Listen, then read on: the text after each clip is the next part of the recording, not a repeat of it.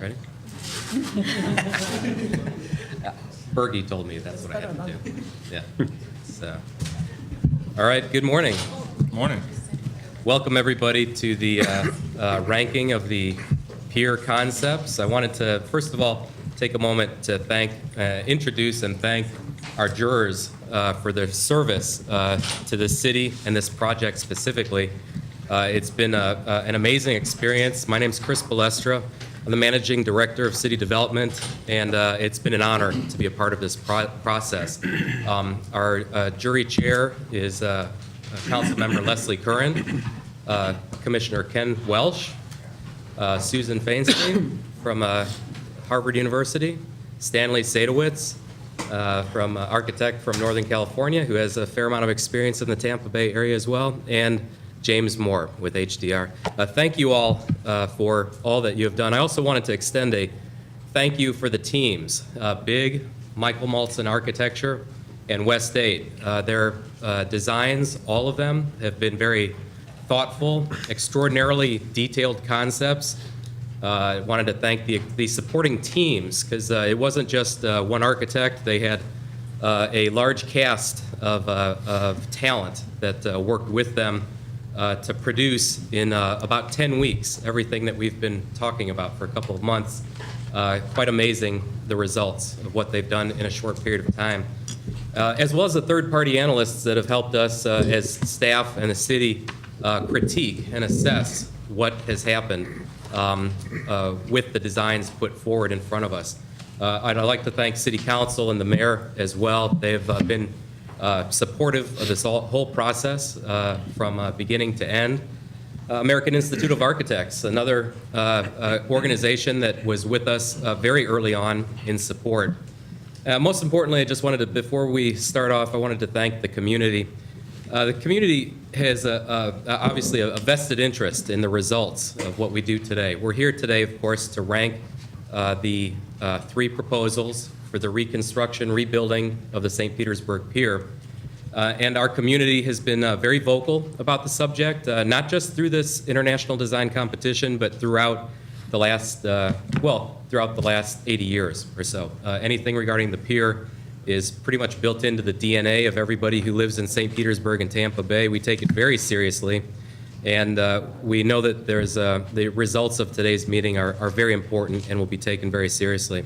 The community's shown their opinions, had ample opportunity to provide them, and most importantly, there'll be ongoing community input on the design and the framework that is laid out after today. This has been the longest and probably largest city process on one subject ever in the city of St. Petersburg. So again, I just thank the community for their support along the way. With that, I'll turn it over for a moment to Leslie Curran, the jury chair, and then walk back through the third-party analysis. Thank you. And before someone runs down from upstairs, I want to remind or ask everyone, please make sure you talk into the microphones because it's being recorded and shown on our television station. So it's difficult to hear if you lean back. Good morning, everybody. As chair of the jury, I am very happy that we are finally to this point in the process. This process was outlined for a reason, to provide for an orderly, methodical look at potential new designs for our pier. A lot of people in the community have asked about input. When you think about it, input was really front-ended into this process, which actually began in 2008. We've received input from the public through the Peer Advisory Task Force, budget hearings, public displays of designs, open forums, and well over 5,000 comments, emails, letters, and phone calls that have come just from this competition. Just want to thank everybody that's participated, as Chris just did, especially thank the staff, Raul, Chris, Pete, for all of your assistance, the public that participated. We really wouldn't be to this point without that input, the jury and the AIA, as mentioned. I mean, this has really been a procedure that has gotten a lot of attention, as well it should. Now, I just suggest we move the agenda and get started. So, Raul? Thank you, Madam Chair, and also I'd like to welcome you guys to what is the final and fourth and final meeting of the jury. We've come a long way. A couple things I want to step through this morning. First of all, the goal this morning is to rank the three teams from the standpoint of the highest to the lowest. That's our goal. You've now have had not only the submissions, we had a presentation by each of the teams. You've received the independent third-party analysis of those submissions.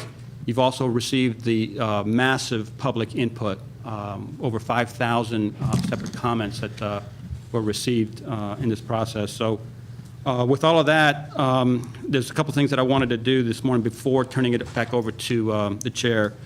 First of all, I want to review the results of the independent third-party analysis. I'm going to step through it fairly generally, and just for the record, go through some of the issues and some of the concerns that were brought up in that analysis and explain that. I also want to allow you to ask any questions pertaining to that analysis or anything related to the submission that we can help you answer. So I want to get through those two things first, and then turn it over to you for a detailed deliberation. So it's critically important that you deliberate on the merits and deficiencies of each of these submissions before you start any sort of ranking. We really need that for the record. We need it going forward. So we ask that you spend as much time as you need discussing them and deliberating them. And it's really up to you to decide how you rank them, whether it's a process of elimination or a scoring or however you want to do it, that's up to you. But you're going to be able to have as much time as you need on the front end to discuss them.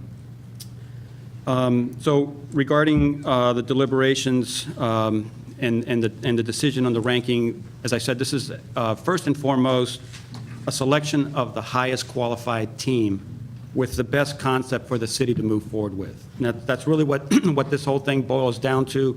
It's a consultant selection process, and it's a decision on establishing the best direction for the city to move on with its replacement of the pier.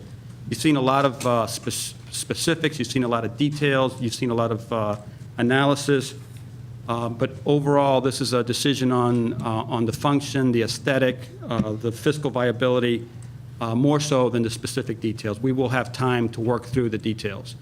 Once, and it's been mentioned before, once the selection is made, there will be significant public input following this decision. There will be ample opportunity to refine each of these concepts moving forward.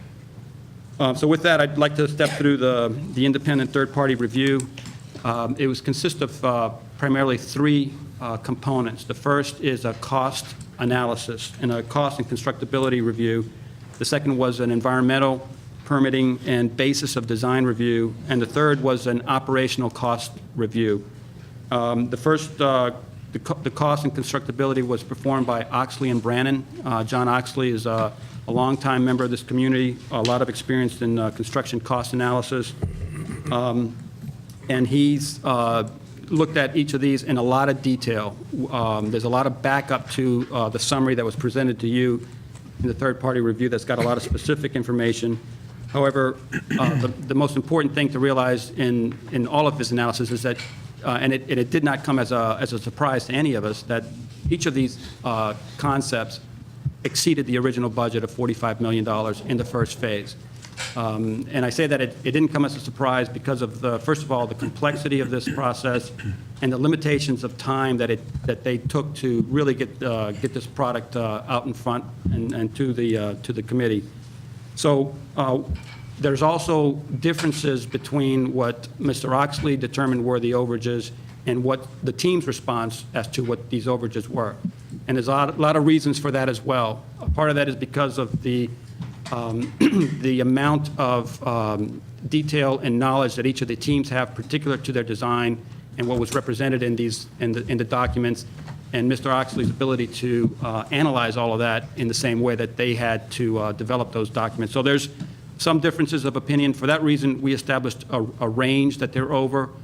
And more importantly than, the exact amount, the amount that they're over at this point is not as critical as the fact that they've all agreed that there's some overages, but they all can be worked out. There's a scalability to this project that everybody's agreed with, and that all of these solutions can be brought back within the $45 million budget in the first phase. That's critically important. So in each case, Mr. Oxley identified areas that could be further looked into, could be further assessed, and could be developed as we go forward. Specifically, on the first team that he reviewed, the wave concept, their initial submission right off the bat was about $5 million over the $45 million. They admitted that from the beginning. As Mr. Oxley reviewed their concept, his primary concern was with the fixed pier portion of the concept, the wave walk. In his opinion, the piles and the pile caps were not included in the unit price for the fixed pier. And back and forth discussions with the team, they believe that there's still, in their opinion, that number should be acceptable. However, Mr. Oxley has indicated, and so have our other consultants, Moffitt and Nichols, who are coastal engineers, that perhaps the cost of the fixed pier is underestimated. So given that as a concern, that was the basis for Mr. Oxley's indication that this scheme appears to be underestimated. In addition, the amount of glazing on the wave, the improvements and the transitioning on the land side were areas that he brought up.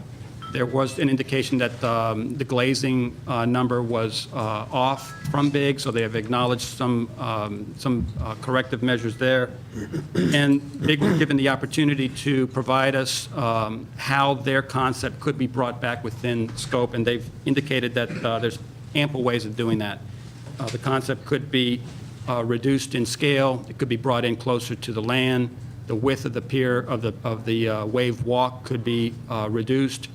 And I'll get into a couple of issues on that end as I provide you some discussion on some of the additional information that came out as part of the after you received the third-party review.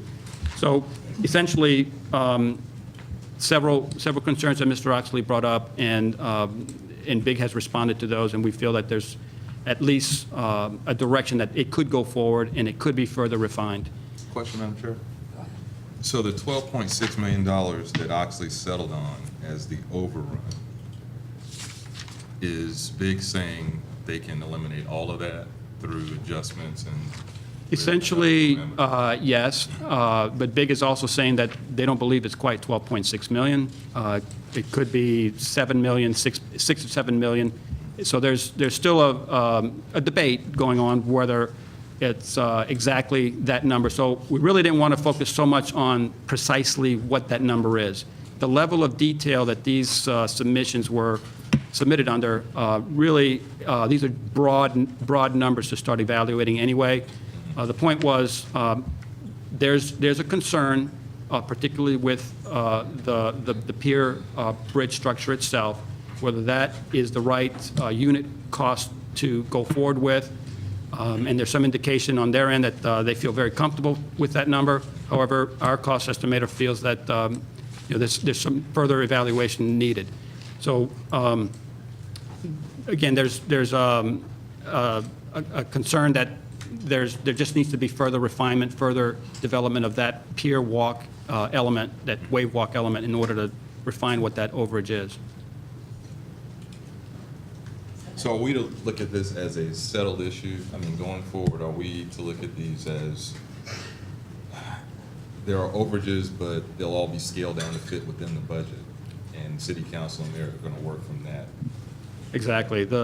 Again, the decision on all of these schemes is, a decision more on direction and more on, the differences between these schemes are pretty direct and pretty significant differences between them. So which is instead of looking at, the specificity of, the overages, and we believe that any one of these concepts could be brought in within the given budget. It's just a matter of defining what they are and where the areas there are that we need to look at, and then work with the selected team. Thank you. As far as the next scheme, the Michael Maltson, the lens, they came in at 44.9 million in their initial submission. The area that Oxley had the greatest concern with the lens is with the canopy portion, which is the large crenellated canopy over the walkway.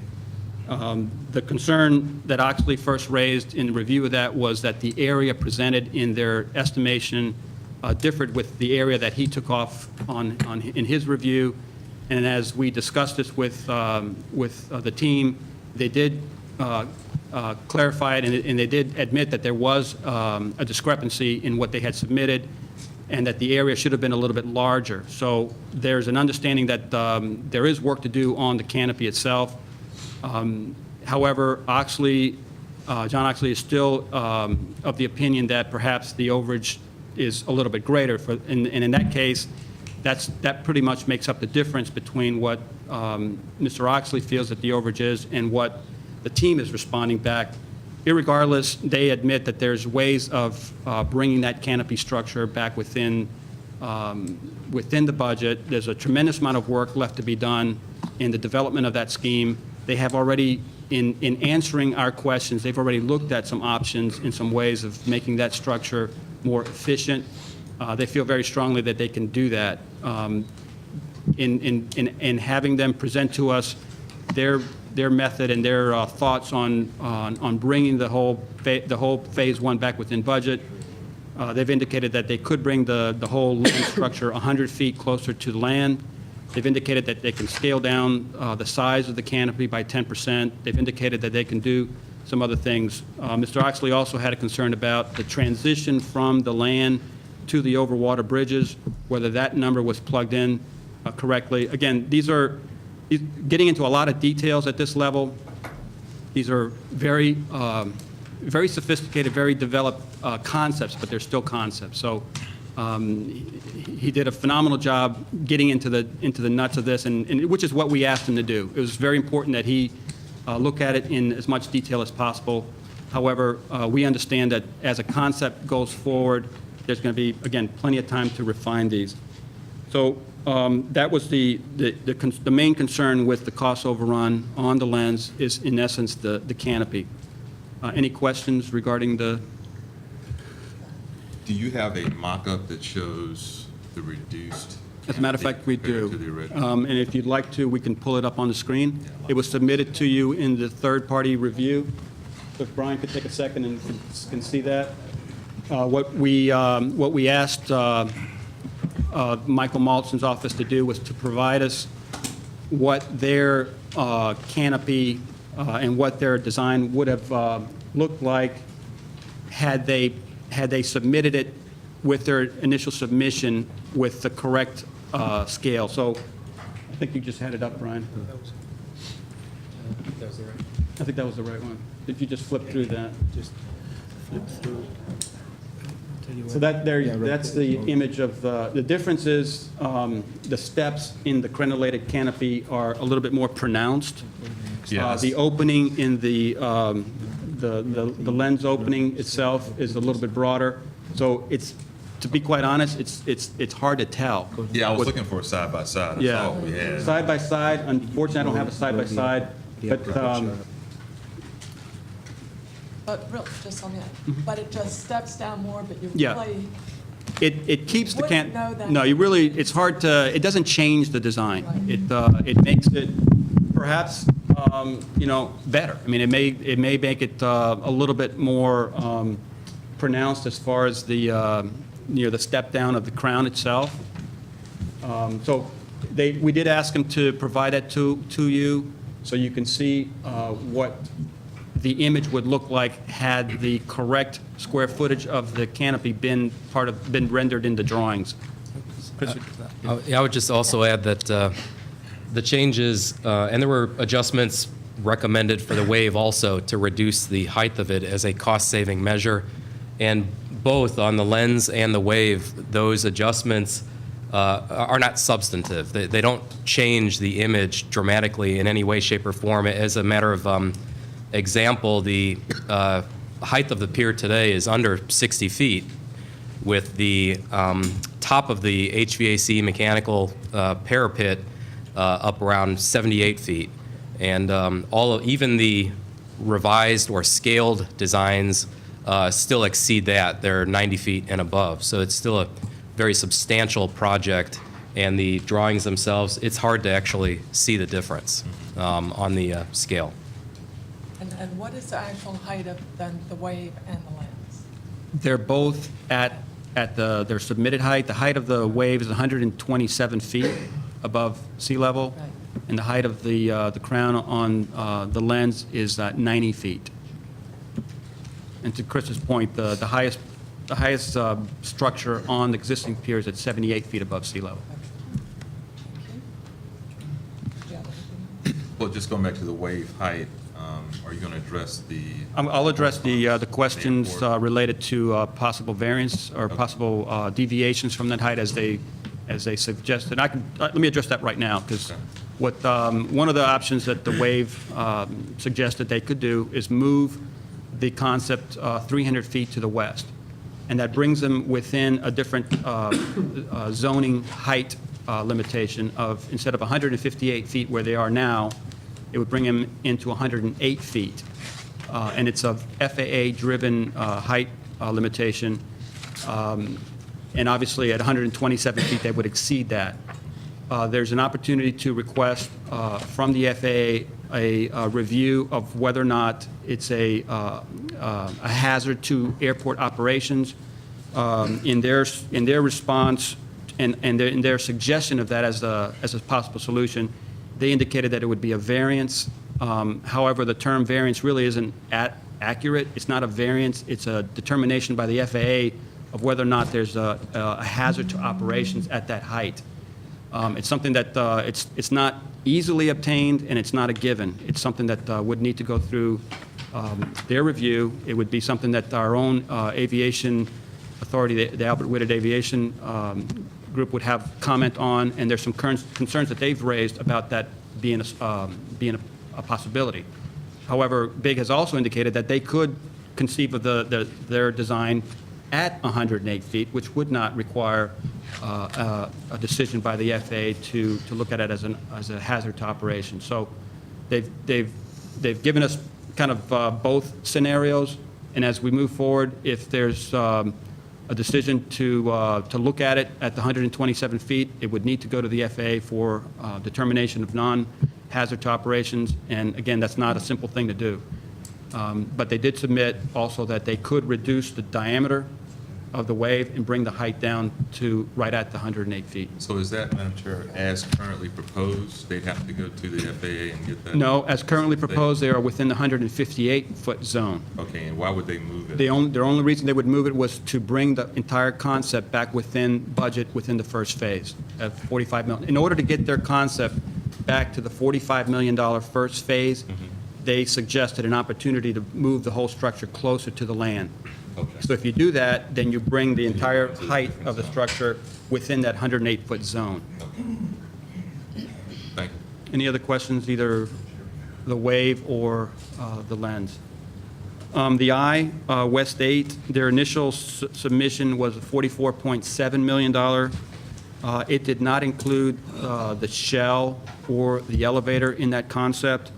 In an addenda that they submitted, which is included in your package, they reanalyzed their entire cost structure, and they included the shell of the eye in that initial $45 million. So Mr. Oxley relooked at their numbers with the inclusion of the eye, of the shell of the eye, and he also found that there were some concerns, primarily with the estimation of that particular item.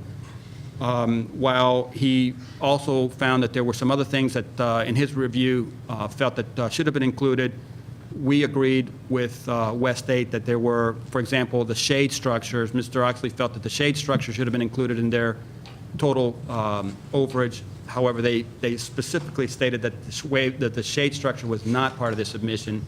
So, in essence, they're over, but not as much as Mr. Oxley had indicated. And it's particularly due to the shell structure in their concept. And you do have in front of you their, or in the third-party review, their additional submission. Any questions on? Then well,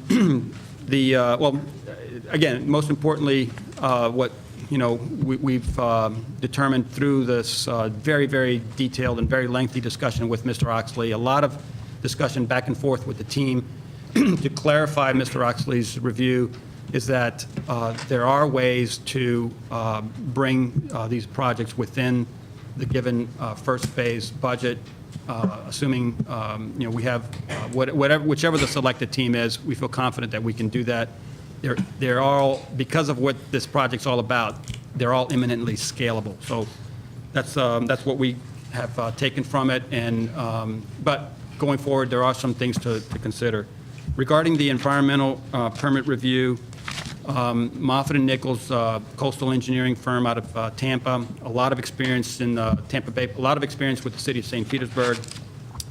We met with each of the review agencies, the Army Corps of Engineers, SWIFMUD, and the Pinellas County Water Navigation Board.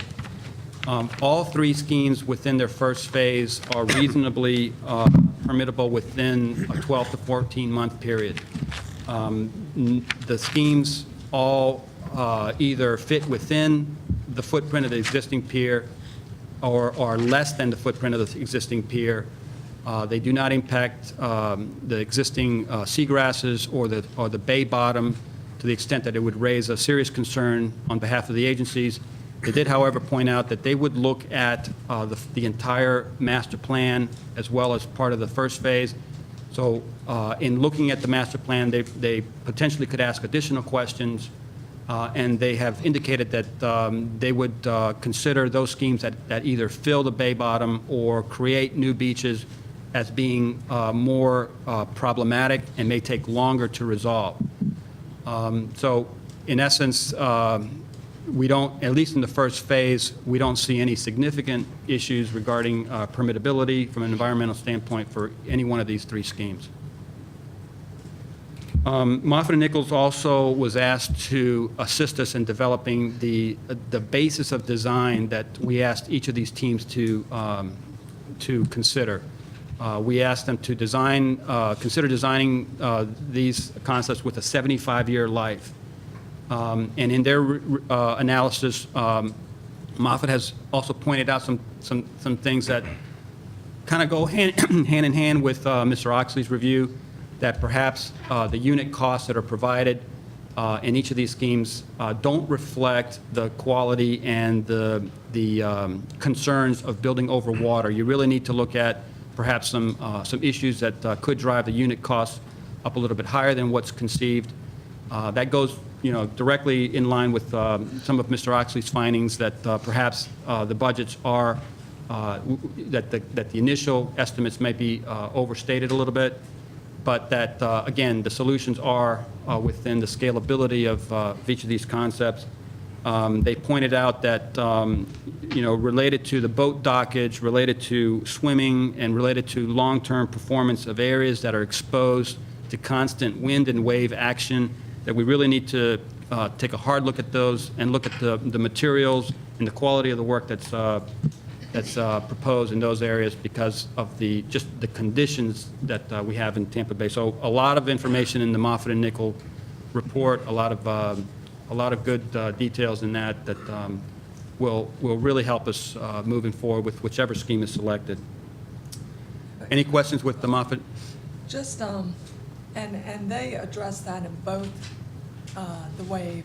They've addressed it in all three. I mean, all three of them, but reading especially with wave action when you get into the boat and the other issue of just the wave looking. Yeah, well, in each of the schemes that have elements that are in the bay, that are close to the water, the concern is, take a hard look at the materials and the quality of the materials and your analysis of cost related to those elements. The constant salt water, wind and wave, the constant damage that could be, could affect those areas that are nearer to the water. They've raised some very valid points and asked us to make sure we look at that going forward. So those are elements of each of these schemes. They all have some, proximity to the water, some more than others, and it was just a red flag that they raised in that respect as well. The third item, any questions? Well, just, sometimes you need the paper because this thing is not coming up Do you want to- quick enough. Well, just on the West 8, you're saying there were no environmental concerns with Phase 1 of that? Phase 1. That didn't include the shoal? That did not include. What they said was that the agencies all said that they would look at the entire master plan, Phase 1 and Phase 2, in the review of Phase 1. Some of these have more complexities than others in their second phase. If the second phase, for example, in the eye includes the construction of a shoal in Tampa Bay, that is going to have to be looked at in Phase 1. A lot more questions are going to be asked of the team to submit additional information. It conceivably will take longer to permit, to review their Phase 1 as a result of that, and the agencies did indicate that there would be serious concerns with and major issues related to filling of the Tampa Bay. So if in some cases their Phase 1 approach really has minimal secondary impacts to future phases, there would be fewer questions asked in the first phase. Thank you. Regarding the programmatic use review and the operating cost review, I'll turn some of this over to Chris in a second, but when we looked at establishing the programmatic uses that we were asking each of these teams to consider, what we encouraged them to do was to look at flexibility, look at use their creativity and their knowledge in determining what the pier should be. We established some broad goals and some guidelines. We did not provide them detailed prescriptive requirements to conceive of their designs. We asked them to look at this broadly. We did ask them to look at this holistically from the end of the pier over the water all the way to Bayshore Drive. We did not limit their view of this. We did ask this to be a very broad master plan approach. So the programmatic opportunities that they provided, obviously there's a huge difference between two of these schemes are traditional schemes that, it's more about the destination, and one scheme is more about the journey. So there's a major difference, but we did not limit them in any way programmatically. We asked that, we established specific goals and directions that were obtained through several years of public input and a lot of community input in what those directions should be.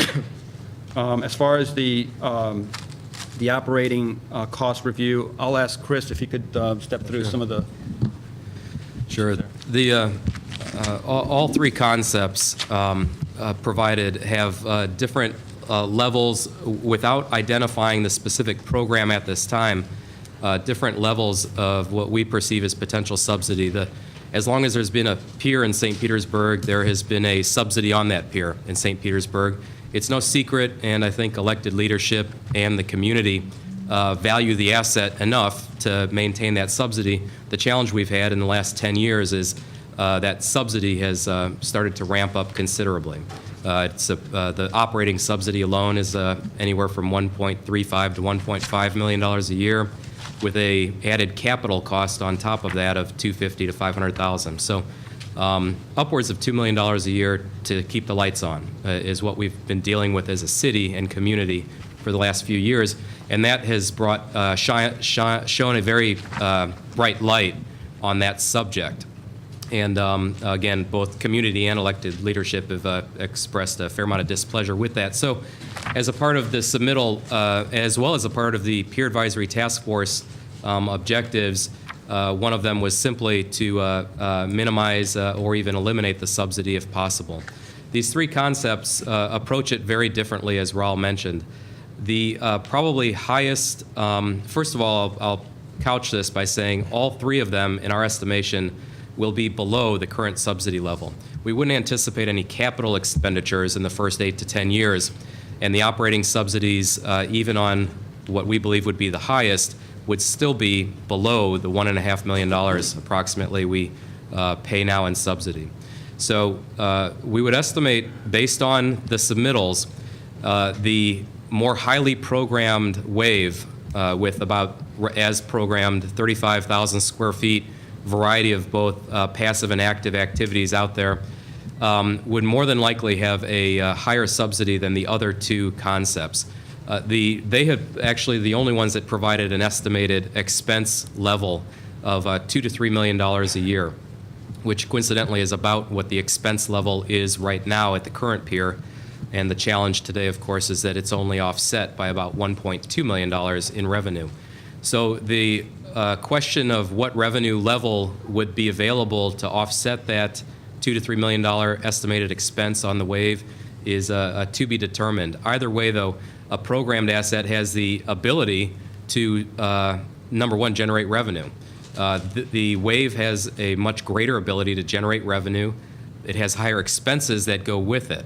So that discussion will have to get into some pretty heavy details if that is a selected product to determine what types of uses we would actually put in there, as well as the associated rental levels and expense levels, because you can be assured that you would have a reasonably substantial expense level, albeit below what today's subsidy level is. So moving down the road in terms of subsidy, the I is a challenging one because of the two-phased components.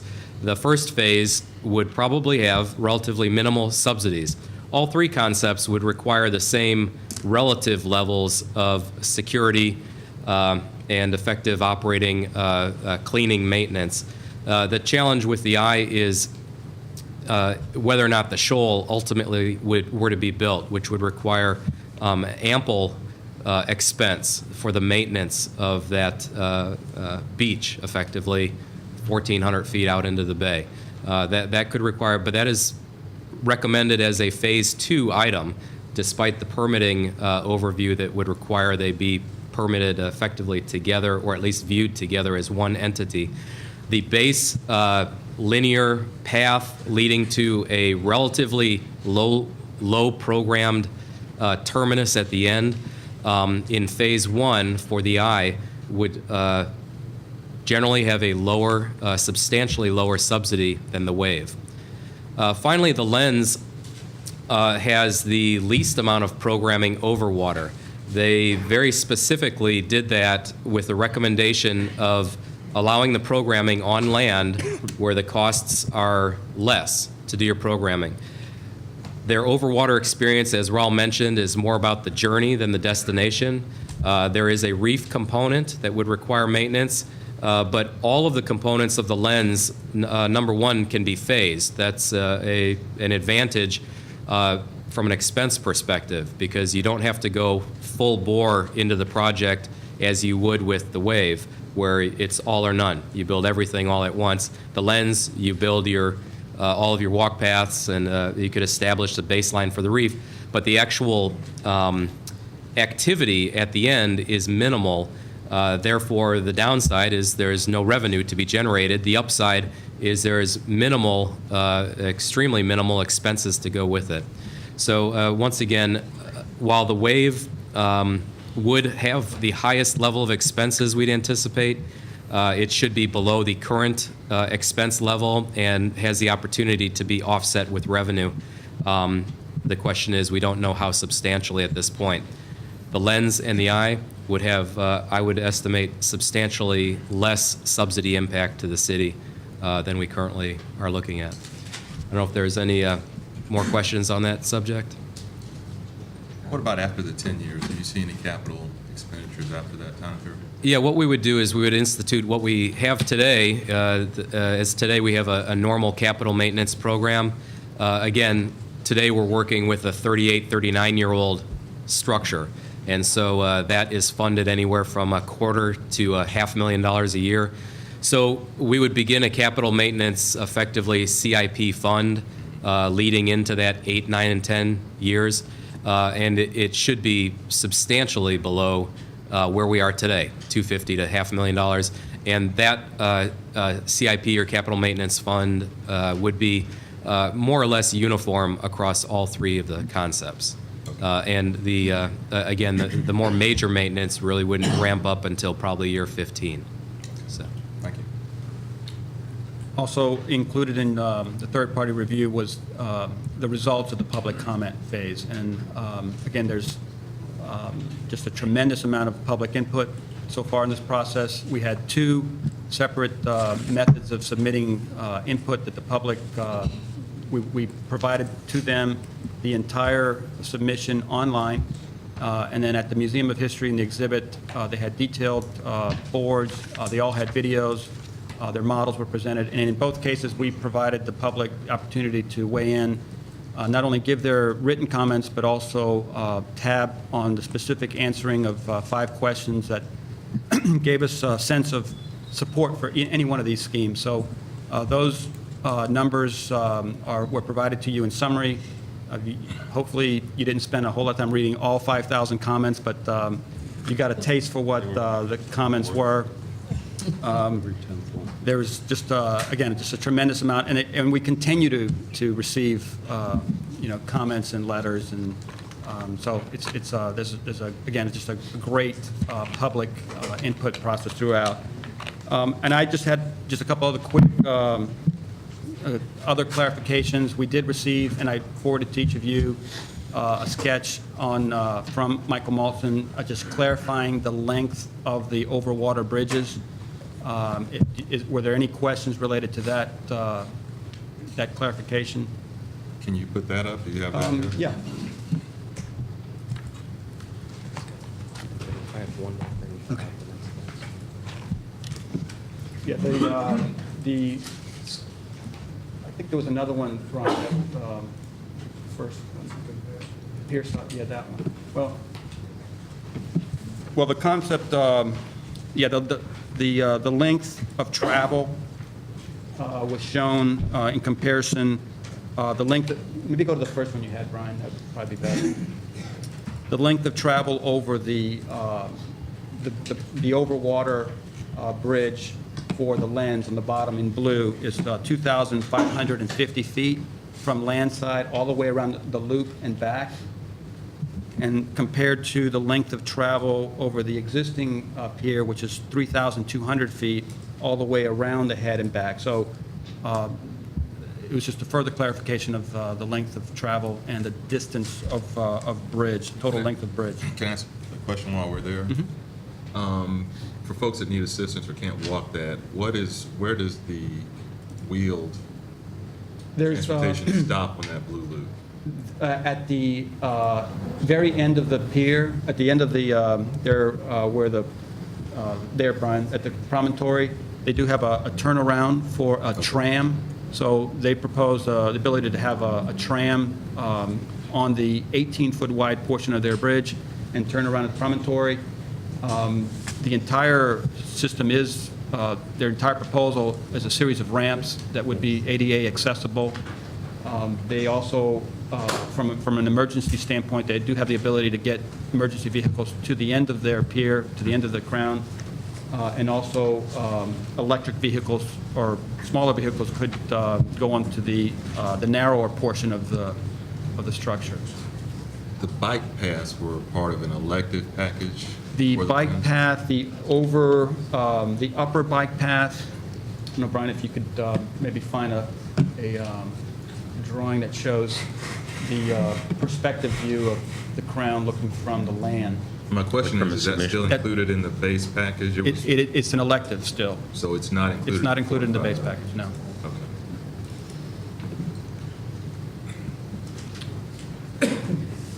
And then I also went over briefly the question of the FAA variance, if there was any other clarification. So were there any other questions that you have relative to the third-party review or any other clarifications you need on the documents themselves? And if not, I'd turn it back over to Chris for any other comments, and also Pete, if you have any comments before we turn it over to the chair. Yeah, first of all, I apologize. I did not introduce in the beginning Pete Karamitsanis, who you know very well, but maybe some of the public does not. Pete has been an invaluable resource to us as our competition advisor throughout this whole process, and greatly appreciate Pete's input along the way. I just wanted to add, as Raul mentioned at the beginning, this selection process, this is not the end, this is the beginning of what will be a long public and council adjustment process from here on out. These designs can evolve and be adjusted accordingly to even better suit the community's needs. And we will have a workshop with City Council in this room on next Thursday, the 26th, to discuss your decision today. And then we will follow that a week later on Thursday, February 2nd, with a City Council meeting with the recommendation for approval of the concept as you rank them today. So if, Pete, if you had nothing else to add, I would, any questions?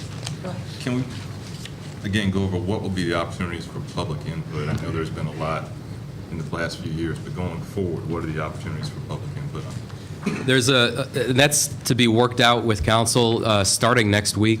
We have a couple of workshops with council. The first one is next Thursday. We have another one scheduled for Thursday, February 23rd. Both of those will be discussing the design input process, the demolition process, the schedule, how we help our tenants who are out there today and wind down the existing pier. But the public input itself, there's a number of mechanisms from not just public hearings, but I would recommend we have a number of charrettes to walk through once we have a path or design as a framework selected to get more detailed input. For example, if somebody thinks that the wave should be 50,000 and not 35,000 square feet, that's a discussion worth having. And again, we... Are those public hearings? The 26th and the 2nd, are those public hearings? On the 26th, no, in fact, no public hearing is established at this time other than the public's ability to provide input and comments at the council meeting on February 2nd. There'll be open discussion and open forum opportunities on that date that we would recommend a decision by council. At this time, there's a, But it is not a public hearing. it is not a public hearing. Right, it's not a That's a public regular hearing. council meeting. Right. It's a regular city council meeting. And normally, in a workshop, no different than what we're hearing here, there's not an opportunity for the public to speak. So there would be many opportunities, because again, these designs were put together more or less fast-tracked with intense amounts of resources, and we did not expect that they would be 100% flushed out. Once the details are finally flushed out with the input of council and community, we would again nail down the programming opportunities in further detail, because that helps tie back to the revenue opportunities to offset future expenses on the assets, as well as the restrictions on development that currently exist on the upland, and how to activate that. The plan we have in place, though, is that as soon as the decision is made and ratified, that prior to design starting, there will be a number of opportunities through public hearings for the public to input as to how the selected design gets further developed. When do you see the council making a final decision? February the 2nd, That is in the meeting of February the slated 2nd. for the final decision, okay. But let me just interject here, and I want the public to be aware that once that, the decision is approved by city council, and I'm sure it will be discussed at our workshop, will be the procedure or the roadmap for how we engage the public, because we're not going to be able to do this without public input. Just as we have in the front end, we're going to need it the day that we make this decision, we will move forward with how we are going to engage the public, and they will be engaged. Yeah, and Commissioner Welch, to add to that, just to put some scale in terms of time on that, the design development phase of this project, which would initiate once we were to go under contract with the selected architect, we'd anticipate that phase alone is a 12 to 14-month phase. And so there is ample time on the front end of that, whether it's via public hearings, whether it's via charrettes. It's a discussion we need to have with council on the best methodology to get further input to further detail the selected path that's chosen. Well, I know I've got my jury hat on. I shouldn't have my county commissioner hat on. I do think, and this has been a great experience, I want to thank the mayor for this appointment, because just going to public has been a different venture. The public really wants to weigh in on this, and I'm just concerned that there isn't a public hearing before the final decision is made, and I just want to state that publicly. I'm kind of jumping ahead of the game, but I do want to thank staff. I mean, y'all have done a wonderful job, as well as legal. We haven't heard a lot from legal, which is good. That's a good. And I think y'all have done a great professional job.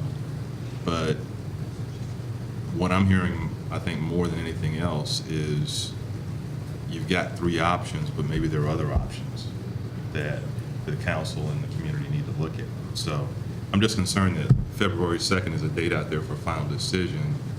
And what I'm hearing out in the community is that we want to have additional input, and maybe the option isn't among these 3. Well, let me address that, and there are several other council members in the audience too that I'm sure have heard from the public too. I've heard from the public. I've heard from the public since 2007. When we started this process. We've heard, as I said in the beginning, at any public hearing that was available to the public on any subject, we heard about the pier. I think now it would be a huge disservice and mistake, quite frankly, to say none of the above, there might be something else out there. We followed a process, and I think we need to continue to follow that process. And as it's been said, I think the only decision to be made is not that we're going to hear from the public, because I think my fellow council members will agree, we have already decided we're going to hear from the public once this decision is made on a concept and a team that will develop that concept, but will not do it just the 8 of us as a council alone. We need to move forward. We need to hear from the public, And what we need to determine is how exactly that's going to be. Is it just going to be open public hearings at city council meetings? Is there going to be other public hearings that we engage the public? Will it be another charrette? We had the whole series of Peer Advisory Task Force public hearings, and there are a number of those committee members that are here that, of course, will tell you how unfortunate it is that we didn't have that many people there.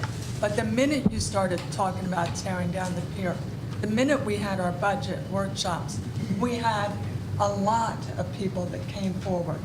I've heard through this whole process, I know people that like one, doesn't like the other, doesn't like them all, but that's not what we were charged to do as a jury, was to make a decision, and also based on with the Competitive Negotiations Act, there are things that we have to do, and we should do it. Would I rather not make difficult decisions? Absolutely. And that's my job. And I will tell you, as far as the 5,000 comments, someone said maybe we didn't read them all. I'll tell you, I read them all. I read every single comment. I've received every email, didn't answer them because I didn't want anybody to engage anyone in what my final decision might be. I received the phone calls. I received the letters. I had the people come in my place of business to discuss it. James was saying when we first walked in here that it's different. He lives in Tampa. It's not a subject that's on the forefront of everyone's minds in Tampa.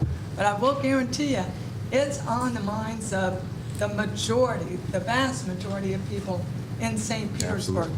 And I just want them to know that once this selection is made, they are the next step. We have to engage the public to move forward, but think it would be a huge mistake not to choose one. Well, and I didn't say that. Right. Let me put my jury hat back on. I do, and I guess we're going to move into this, have a ranking. Good.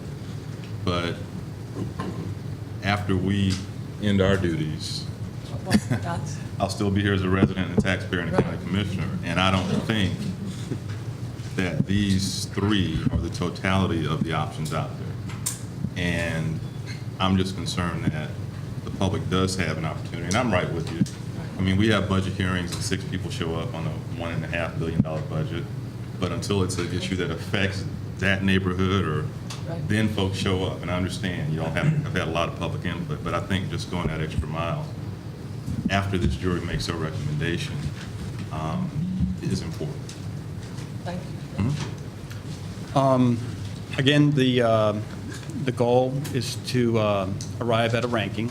And again, we would ask that you not disclose your rankings and your preferences just yet until you've all had ample and significant discussion on each and every one. So with that, Madam Chair, I'll turn it back over to you. Well, thank you, and all I'll do is just open it up for anybody that would like to start with that discussion. Madam Chair, do you want to take them one at a time, or do you want to get our individual rankings for all three? I think first we should have the discussion. Yeah, I think discussing each one individually with specifically the merits of each one, the deficiencies you see in each one, and if there's a decision that comes out of that discussion that you want to move on any one, you can do that at that time. But I think it'd be important to just have your discussions on the front end. So if you want, we can start with, Well, why don't we start with the lens? Go ahead. This was a very tough process for me. I'm trying not to talk about all three of them. The lens ended up at the top of my list. But it is, in my view, a departure from what the Pier has always been, which has been a destination or number of destinations at the end of the pier. And I think Raul mentioned that. The lens is, and I think the third-party reviews may have termed it just an extension of our waterfront, of our parks and trail system, and that is different than the pier has been over the years. It does have the lowest projected subsidy. It can be scaled down as the others can to fit within the budget, but it's not a complete project, and I'm sure the city doesn't have, funds to go out and do the second and third phases. So I'm concerned about that. So my concern here is changing the functionality of what the pier has always been. But compared to the other two, I think the lens is the best balance of affordability, of an attractor for local residents, and the lowest subsidy. And that's why it ended up at the top of my list. Okay, I can speak to it too. I think there's a lot in favor of the lens. One, it was the only one of the three that the public, actually a majority, endorsed. I didn't read all the comments, but I read most of them. And people were the ones who liked it were quite enthusiastic about it, I guess I would say. I think the fact that it can be done incrementally is in its favor, because by not having to do everything all at once, it means that there can be more input in the process as it goes along. And I think it's rather beautiful, which is in its favor. Now, the fact that it wouldn't generate revenue at the end and that it wouldn't be a destination at the end in the way that the current pier and its predecessor were, well, to be really frank about it, the destination at the end right now is not that much patronized. And that basically, it's hard to think of an attraction, and this is what really worries me about the wave. It's hard to think of what you're going to put out there that is going to cause people to walk that whole length to get out there.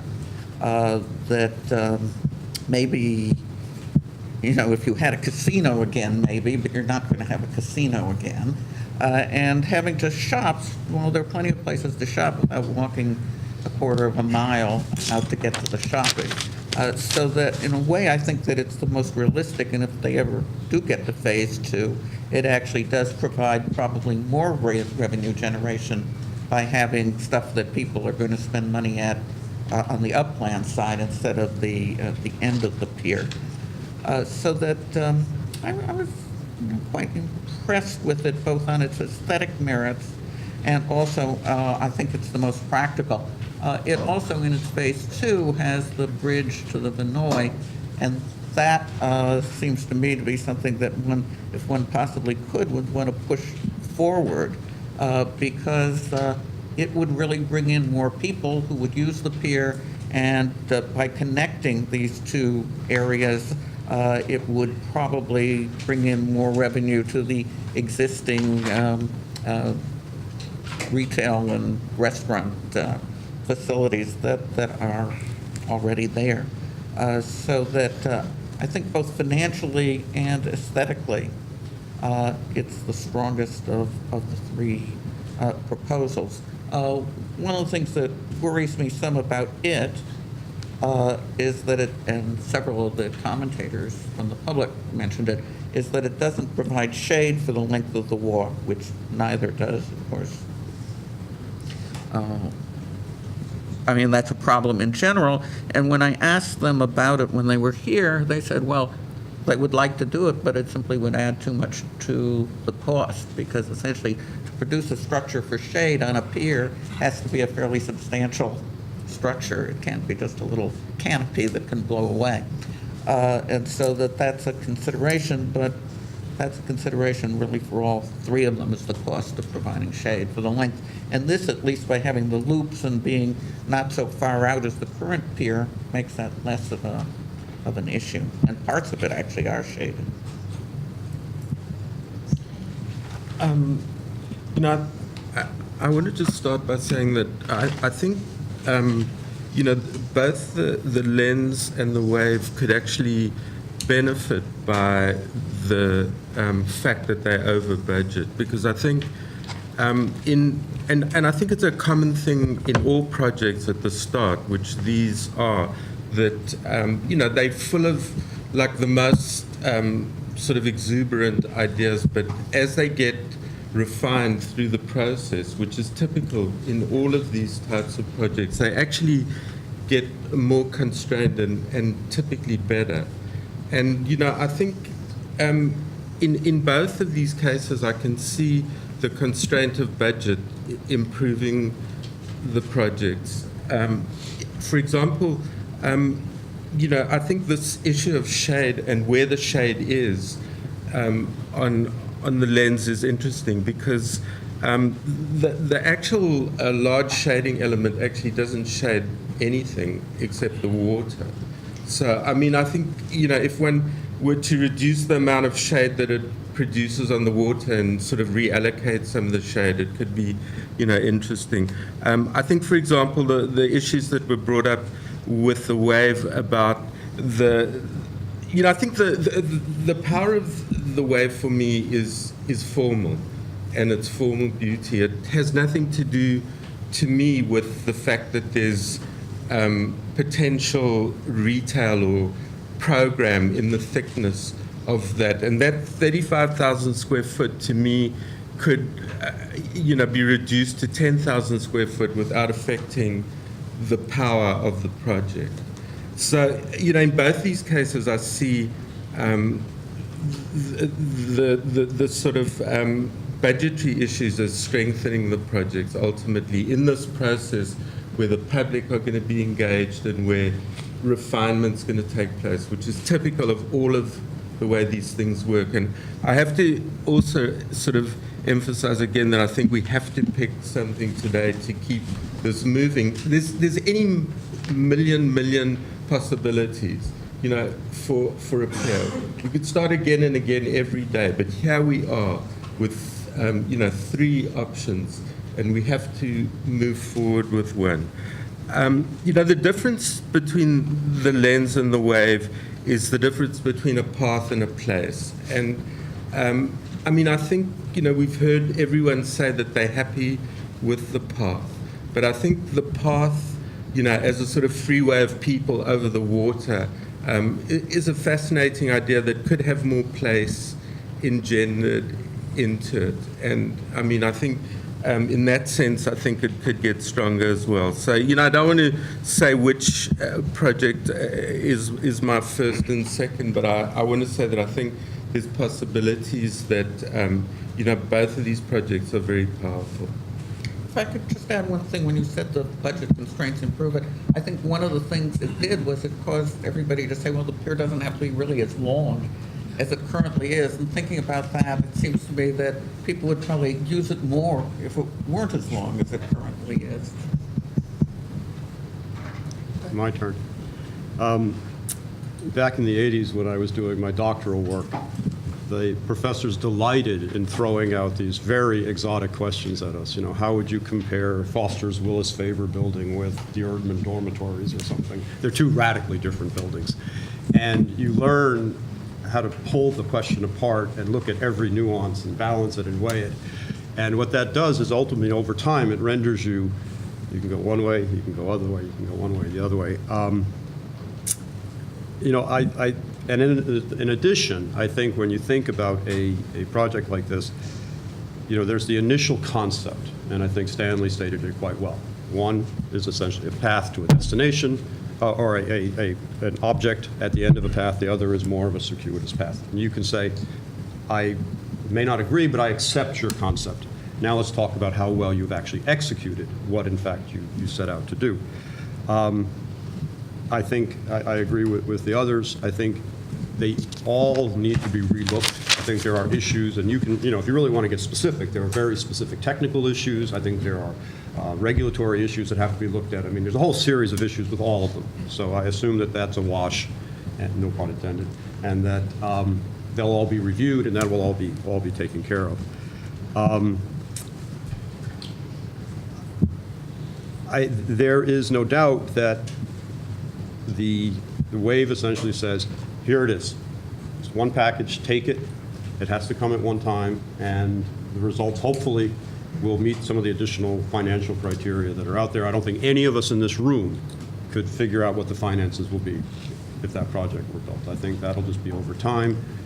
Current situation has been stated, not doing so well. You never know. I mean, that's a risk. That's an out there risk.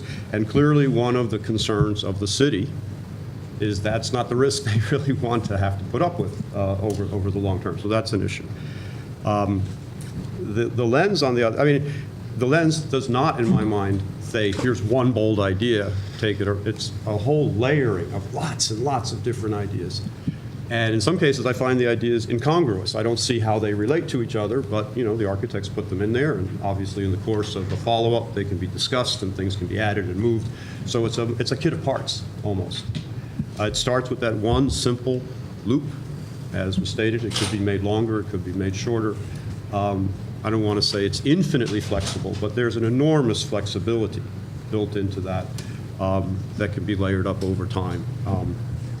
And in some ways, it doesn't generate revenue, but it'll cost substantially less. So there's some, the upside is truncated, but the downside is much better known, so there's a sense there.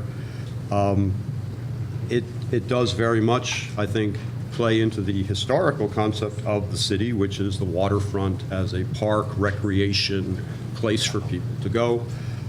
So I think, you know, in many ways, there's a, you know, that's I think, a legitimate advantage. You know, this is one where I see so many merits in both, and I see so many issues that have to be addressed that, you know, I think in the end, it's a case of, in my mind, I think the more cautious approach may be the more sensible thing here. I mean, let's think about it as a kit of parts. Let's get the public involved. Let's look for opportunities to really, you know, there's a very flexible design. And over time, see how that comes. And it will work, I think, like that. And as you layer additional elements on, I think you know, there's enormous opportunity to have a constant engagement with the public as to what the lens can become over time. I think the issue with the wave, it's incredibly bold, and I would certainly encourage, if you ever have a little bit of time, go to the big website, and you will be astonished at the creativity they are showing really around the world. I mean, just some spectacular. A lot of them are projects, some of them are built, but it's a very much, here it is, take it or leave it. And I'll stop at this point. We can continue the discussion. Or Okay. Well, since we were just going to talk about the lens, it seems like we've kind of morphed into all of them. Did you want to say anything else? Well, just on the wave, that, to me, it was a bold design. It started out at the top of my list, but as I looked at it, I was concerned about the cost overruns, even though we're saying everything can be scaled down. It does have the highest subsidy. From a practical standpoint, I know that you've done the same thing, Madam Chair, going out to Vinoy Park or North Shore and just sat and looked and imagined what these would look like. There is no sight line if you're in one of those rooms in the wave looking back at the city. You're looking at a wall, right? It's not, you can't see The city. views are north and south predominantly, although as it angles on the upper level, there would be views From a back to the corner, city. but Yeah, the main structure is solid. You cannot. Yes. Structure And is that- solid. There's an observation deck the observation deck would have on the 360 outside, degrees On top. on top. on the top. And that's just a practical concern. The other thing is it relies heavily on swimming and wading. When we've got, you know, the best beaches in the world 15 minutes away, I'm not sure if that's going to be fully utilized. The height issue, the issue with the FAA variance, if that's the right word, is a concern. And to me, that's why that dropped to number 2 for me. But it does represent what the pier has traditionally been, which is a destination at the end of that pier approach. The fundamental question, I guess, is are we prepared to change the functionality that the pier has traditionally provided to having this path, as y'all stated very well, versus a singular destination at the end of it. But at the end of the day, that ended up being number 2 for me. If you want to go on to the I, and I'll wrap up, my main concerns were environmental, aesthetic, It just did not match up with the other two in my view. Thank you. Susan? Yeah, if I could add a little bit on the question of the destination. Basically, what the wave has created is an empty building and then said, you figure out what you're going to put in it. And that kind of worried me because I couldn't think of what I really would want to put in it. So this, yes, it's a destination. What actually do you get to when you get there? And the other point, and that reminded me of something, is what's happened on Beach Drive and what the city's trying to do with Baywalk.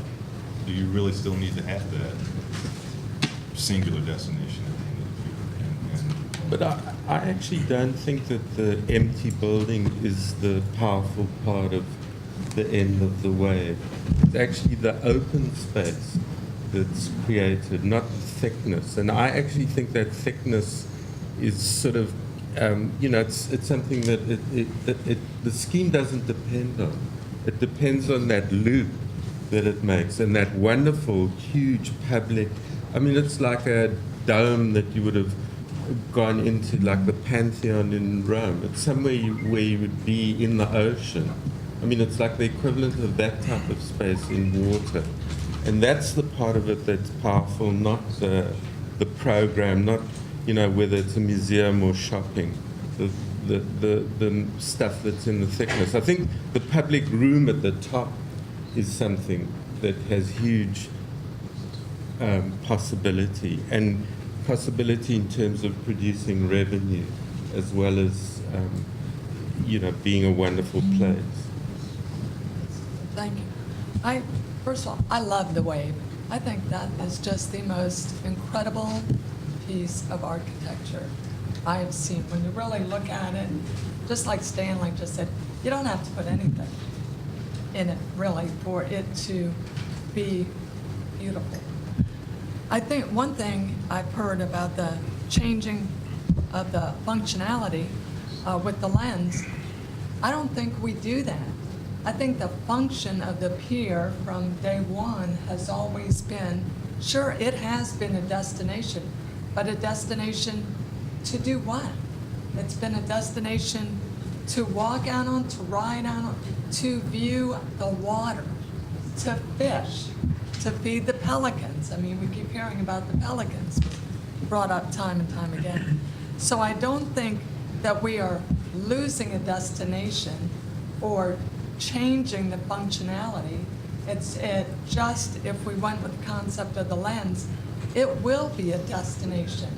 It will be a destination for people that perhaps are not able to walk or ride or whatever, to take a ride on the tram around, still serving that purpose that goes back to the beginning of the pier and the waterfront system. I've got a lot of questions about all of the proposals. I mean, I just wrote some down, just thinking of the whole thing. It's, will the lens stay as white as it is? Or what color? How do you take care of that? Will the aquarium, the underwater reef, can that really be clear? How's that going to work? But I think what we've got is that concept that we can build on with that. And with the wave, I think we've just got an incredible piece of architecture. And it is true, whoever said to go on their website, I mean, it is unbelievable what that firm has done, and I know what they will continue to do. But I think we need to remember what we're trying to do, and what we asked for was not just a building or facility at the end of a walkway or whatever. We asked for a pier that will be integrated with our waterfront.